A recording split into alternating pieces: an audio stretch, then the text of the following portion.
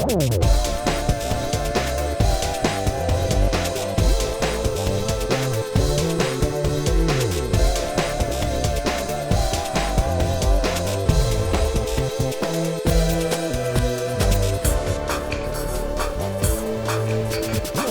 want to talk to you for a while about Xmod. Well, what it really is cross mod. So I'm not sure which one they intend us to say. So I'm probably going to say cross mod, if that's okay.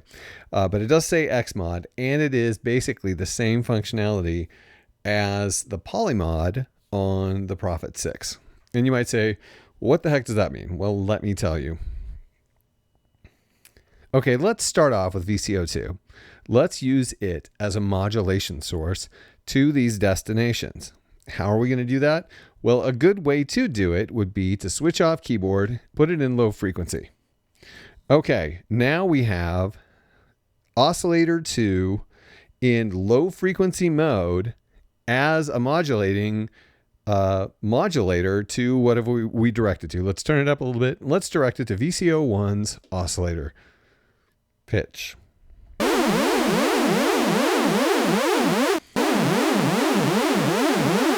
And you might say to yourself, okay, Mark, listen, I've got an LFO right here that I can direct directly to the oscillator pitch in the same way. Well, let's hear the difference.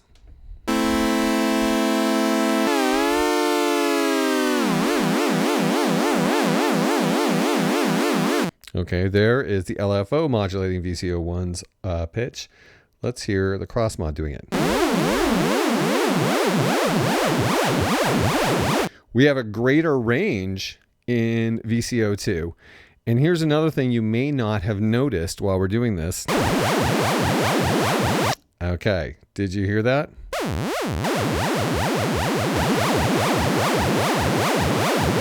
When you use cross mod to modulate the frequency of oscillator 1, you are doing something different than just using the LFO. The LFO is a single oscillator applied to all of the various functions. What we have here is articulated in modulation, which is to say the modulation is independent. And why, you ask? It's because all of VCO2's oscillators, and now remember, when we say VCO2, we're talking a group of oscillators. 6 different oscillators make up VCO2. The same 6 different oscillators make up VCO1. You actually have 12 oscillators in this synthesizer. 6 notes times 2, 12. When we switch this into low frequency mode, or even when we don't switch it into low frequency mode, the oscillators in VCO2 are acting as modulators of the oscillators in VCO1 when we have it set up in this way. And that means that they can act independently. So when you start a note and then play another note, you'll hear that the modulations are not simultaneous. They are independent. You have independent modulation that's based on when you hit the notes. If you hit all the notes at the same time, usually, not always, you'll get it all happening at once. But independently, you're starting each oscillator at a different time, which is its waveform is happening at a different time. And this effect becomes really notable when we turn on keyboard, because the keyboard still controls the pitch of VCO2 even when it's in low frequency mode. So the higher you play, the faster your modulation is going to be. And the lower you play, the lower your modulation is going to be. What that means is that no matter what you do, you're going to get a different oscillation happening in, right now, the frequency of VCO1.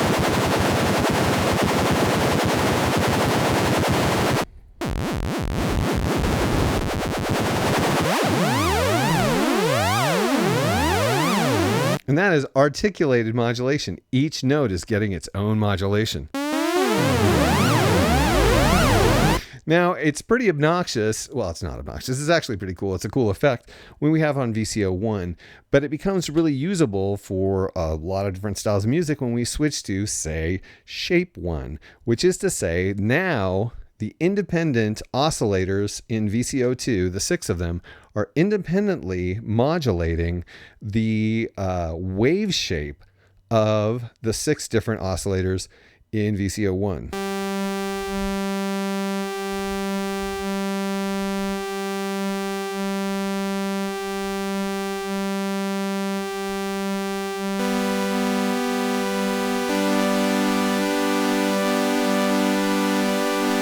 And that is why you want to do this. You can say, oh, well, I'm just using VCO1 and VCO2 in normal mode without any modulation, and I'm just using the LFO to modulate their pulse width or whatever. And that's really cool. But remember that LFO is only one modulation, one oscillator. So everything moves at the same rate and the same speed. But when you have each voice, each independent note you're playing, even if it is only a single oscillator, with its own modulation, you get a totally different, rich sort of sound.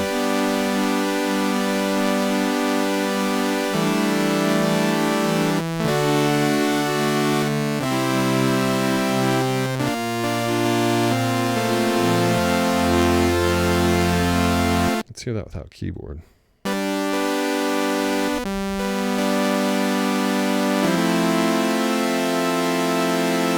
Kind of like it with keyboard better. Anyway, so that's what's happening with oscillators too. And it can happen in negative as well, which is going to make more of a difference in depending on which setting you're choosing.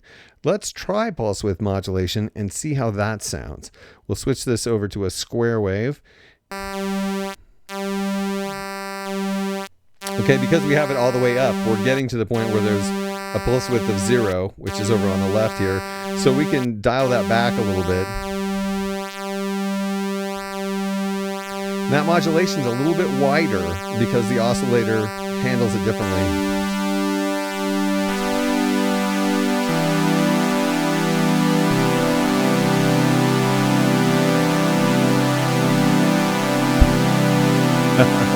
So you get that extremely wide, rich, beautiful sound. You already have these Oberheim oscillators with their characteristic tone, but then adding individual modulation per note.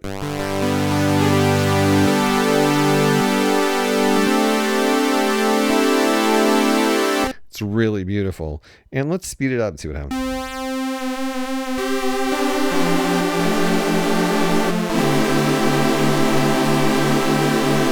And it changes too, like if you can use the detune function, which we haven't really talked about. And then each of the oscillators is even more independent in VCO2. And remember also, when you're using VCO2 as your modulator, you get to decide what wave shape the modulation is by just using VCO2's wave shape knob. Because it's continuously variable, you have a wide range of modulation wave shapes to choose from.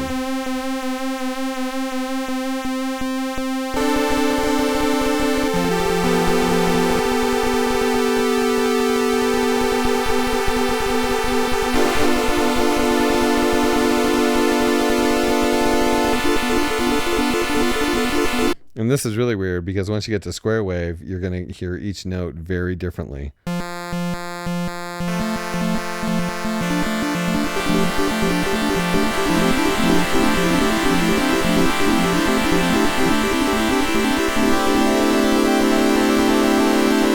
I just backed it off a little bit so we could get rid of the specific wave restarts. But listen to that sound. Wow. You know, you have all of these opportunities in the VCOs for different wave shapes to the continuously variable wave shapes and then stacking them and detuning them. And then all of the cool things that the filter can do. And you have a whole palette of great sounds. But then when you go into cross mod or polymod on the Prophet 6, then all of a sudden your palette just becomes a whole bunch of other palettes. It's really a powerful section that's capable of such beauty. Let's move on to the normal to bandpass functionality here.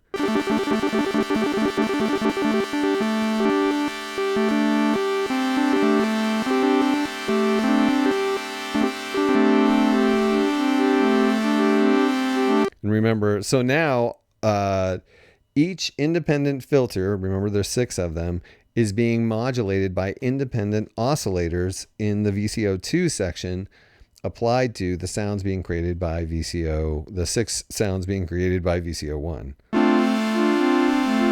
And that all 6 of those filters are swinging back and forth from their normal setting to the bandpass setting to create new sounds.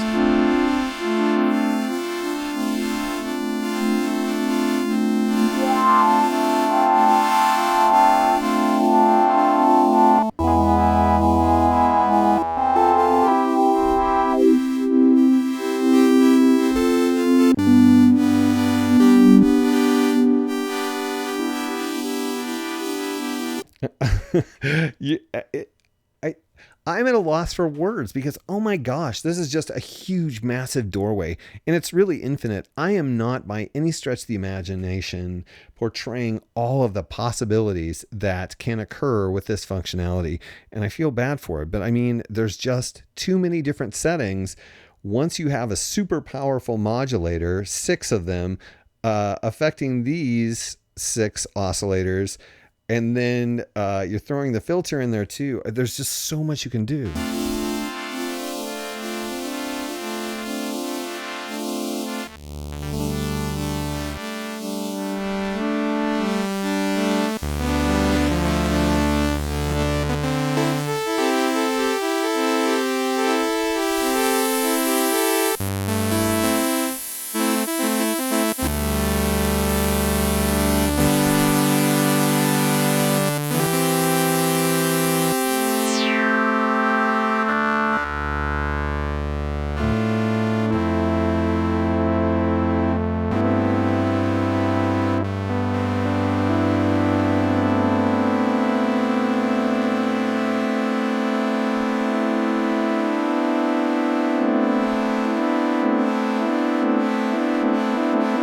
You can hear, I sped it up there so you could hear that each voice was getting its own modulation.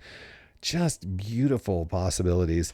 Then we can go on to filter frequency, where the individual filter frequencies of each of the 6 now modulating VCO2 oscillators is controlling the 6 individual filters.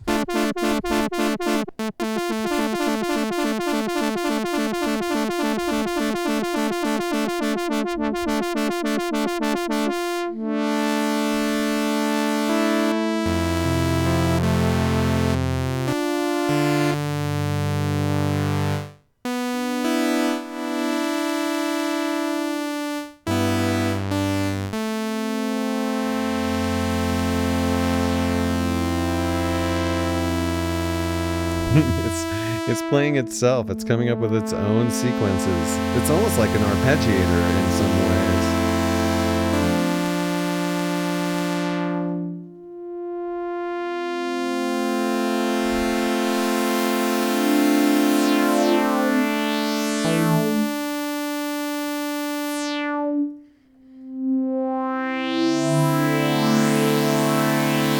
And if we want it to be more constant, we can back that off over here.